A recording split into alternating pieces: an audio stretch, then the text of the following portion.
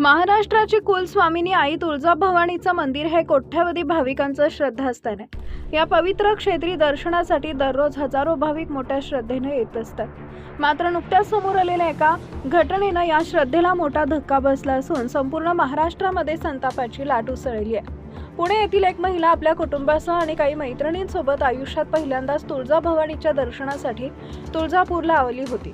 प्रवासादरम्यान तिच्या मनात देवीच्या दर्शनाची मोठी ओढ होती। तुळजापूर शहरात प्रवेश करताना मंदिराचं शिखर आणि तिथलं चैतन्य पाहून ती भारावून गेली होती। मात्र मुख्य मंदिराच्या दिशेने चालत जात असताना तिच्यासमोर असं काही दृश्य आलं की ज्यामुळे तिचा देवावरचा श्रद्धा आणि तिथल्या व्यवस्थेवरचा विश्वास उडाला। मंदिराच्या उजव्या बाजूला असलेल्या पार्किंग परिसरातून मुख्य गाभाऱ्याकडे जात असताना त्या महिलेला रस्त्याच्या कडेला कचऱ्याचे मोठे ढीग दिसले। मात्र हा सामान्य कचरा नव्हता।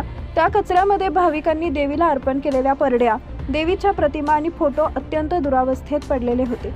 ज्या परड्यांना भाविक डोक्यावर घेऊन नाचतात, ज्यांची मनोभावी पूजा केली जाते, त्या परड्या एखाद्या भंगारासारख्या घाण जागी फेकून देण्यात आल्या होत्या। हे दृश्य पाहून ती महिला सुन्न झाली। तिने आपल्या वडिलांना अत्यंत भावुक होऊन विचारले, बाबा, ही लोक खरोखर देवाची पूजा करतात की फक्त एक खोटी श्रद्धा आहे? देवाबद्दल त्यांना खरंच काही आदर वाटतो का? आपल्या डोळ्यासमोर देवीच्या फोटोंची आणि परड्यांची होणारी विटंबना पाहून त्या महिलेनं गप्प न बसण्याचं ठरवलं। तिनं तत्काळ आपल्या मोबाईलमध्ये त्या कचऱ्याचे फोटो आणि व्हिडिओ काढले। तिने हे व्हिडिओ सोशल मीडियावर पोस्ट केले, जे काही वेळातच संपूर्ण महाराष्ट्रात वाऱ्यासारखे पसरले। या घटनेचं गांभीर्य इतकं मोठं होतं की वाद निर्माण होऊ नये म्हणून प्रशासनानं त्या महिलेची ओळख गुप्त ठेवली।